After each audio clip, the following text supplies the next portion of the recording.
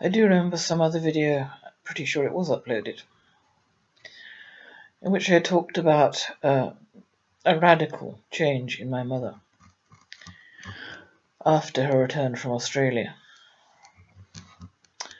Well, of course, the first and most obvious reason for that would be that, as I said in my previous video, I hope, once she had come back to England, the only way to get her son back was to throw in her lot once again with my father. And the reason for that is that he was named as the father on the birth certificate, which gave him legal rights.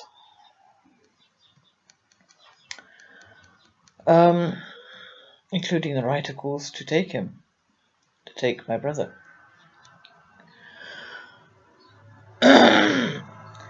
I don't really know what went on in Gillingham, where I was told by them, and my brother says, but his memory is very vague. I don't know what went on in Gillingham, where it was said they went on return from Australia. But my brother does make reference to going shopping with my mother. I never went shopping with my mother. I went shopping for my mother. My mother, to my knowledge, until the very end of her life, only went out alone to take me to school and pick me up from school. I would go to the shops for her, to a little shop called M's. It was quite a walk away, but I enjoyed it. And she would go shopping on Saturdays in Fine Fair in Portswood, Southampton, when my father was there. I've said numerous times she never went out socially. No neighbours, no friends. Well, we had neighbours, but they didn't come in. And we didn't go. My mother didn't go into their houses. I did.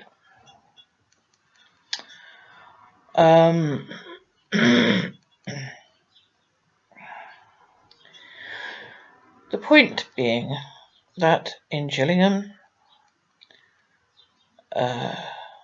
before they got to Whitley Bay, and the thorny question of my birth, my mother still apparently had some kind of freedom, at least the freedom to go to the shops without my father, which, as far as I know, she never had again.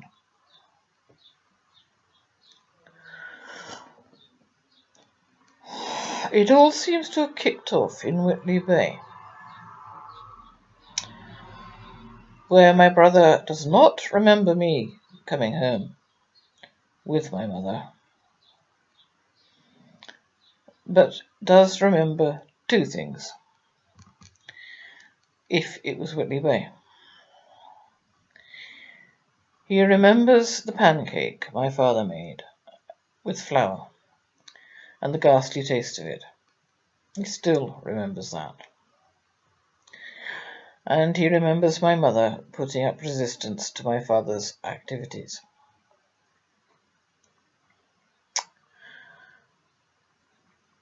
Now, my problem at the moment is I have discarded so many videos as being, I can't upload that because it will be too upsetting to my brother.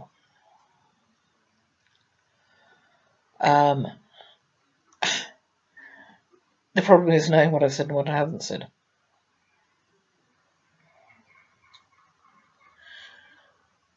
First of all, I want to know whether I was conceived. Well, it's fairly obvious that I was conceived through an act of rape. If I was born in Whitley Bay,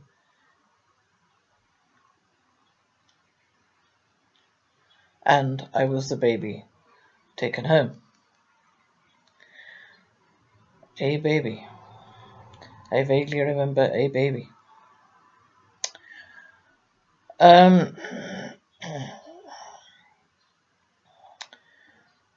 think I've covered the question why my mother would hate the child of one rape but not the child of another rape. Or have I, in an uploaded video? I don't think so. Because of the conclusion I came to. And why I was kept a secret, but my brother was not. Have I covered the fact that my brother's earliest memory of me was in Peterlee, not Whitley Bay? I was told we moved to Peterlee when I was 1, and that we left when I was 4. In Peterlee, I was supposed to have had both polio and pneumonia. My brother doesn't remember either of those either. Do correct me if I'm wrong, but that's what I understand to have been said so far.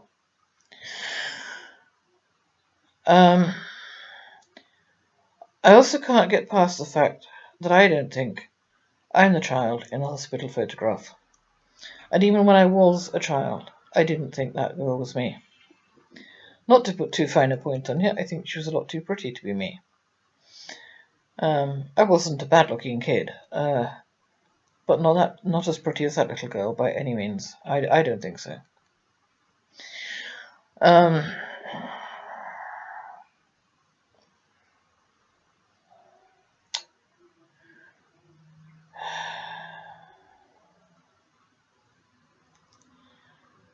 I had a theory that I at one time thought was wild, but then I have more than one, of course, because I can't be sure which, if any, is the correct theory.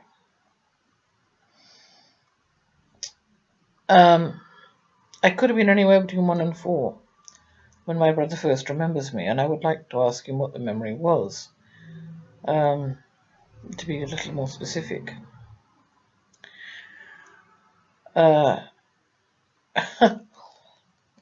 I do sometimes believe that I've said I thought that I was swapped at birth, which I still think is a viable theory.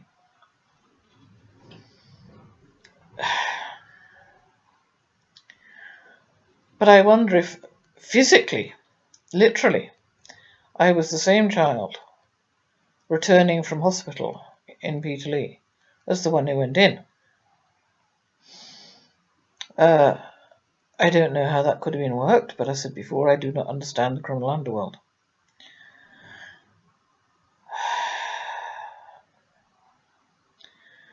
I have to assume that my mother, with excellent reason, was terrified of my father, and in fact I know that she was.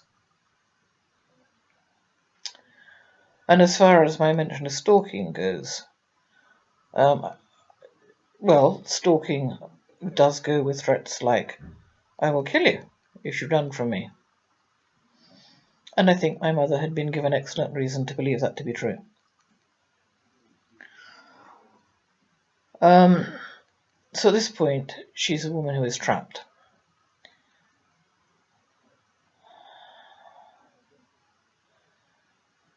And be obliged, pretty much, to go along with anything she's told to go along with.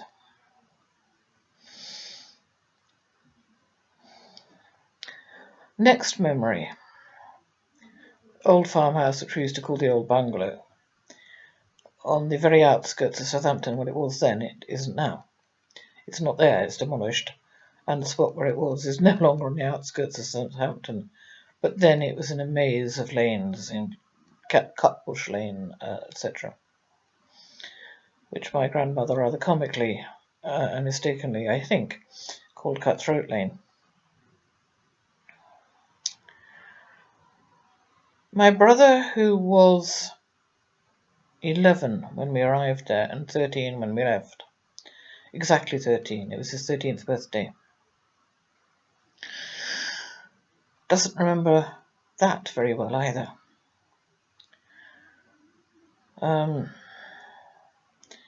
We have one memory in common from that building. One memory and only one. And I do wonder why. We both remember that one. On the surface, it was innocent enough.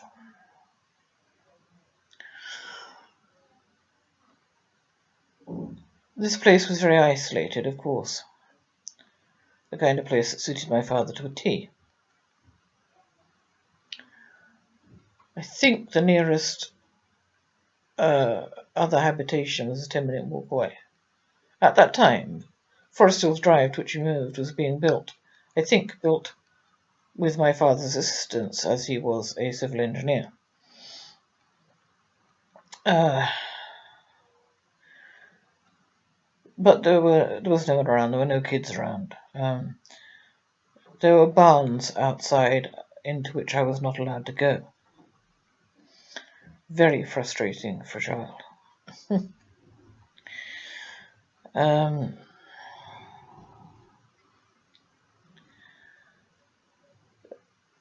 I don't particularly. I remember part of the layout of the place. My brother seems to remember it in more detail. There were 3 bedrooms.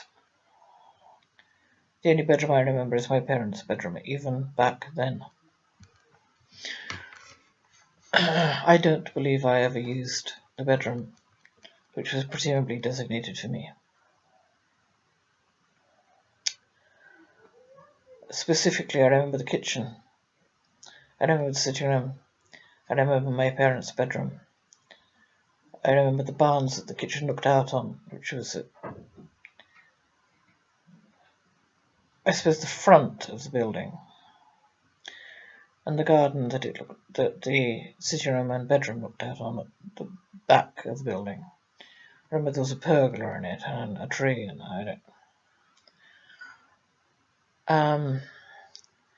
my brother was surprised that I remember a man called Teo coming to visit us there. And that, in fact, is my clearest memory of the sitting room on the night that he visited us there. As far as I remember, it was T-A-O. And God knows why I know that. Or perhaps the other entity may have a better idea. Still, I have only 2 memories of my brother in that building, and he seems to have only 1 of me. My other memory involved a cardboard box in what I had thought was a playroom, an empty room, with only empty cardboard boxes in it. And I was in one of them, screaming blue murder because in the same box there were earwigs, and I remember my brother lifting me out of that.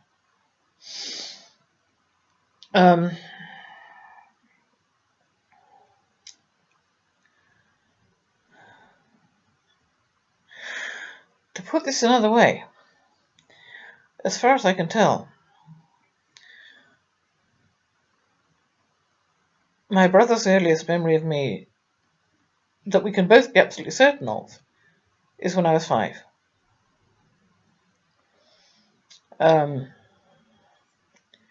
An incident involving his being forced by my mother to play with me and my dolls.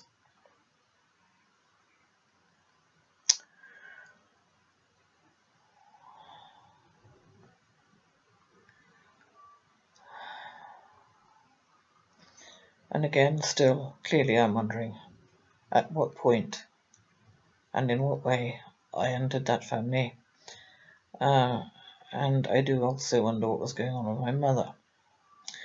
Because the other very clear memory I have of that bungalow is sitting on my mother's lap in the kitchen, aged 5, and being very abruptly pushed off it and never allowed back on. I still don't know what it was I had done. I can remember sort of begging for forgiveness for whatever it was. As to my mother's later hatred of me, and it was certainly at times hatred, I believe that began when I was 8. And I made a comment which seemed extraordinary even to me. Unfortunately, my father had picked me up, and I had my legs wrapped round him, in a kind of cuddle. And behind my father stood my mother. In other words, she could see my face and I could see hers. And I said to my father, "I wish you were inside me." I remember saying it. I don't know what I meant. But my mother's face was up like thunder.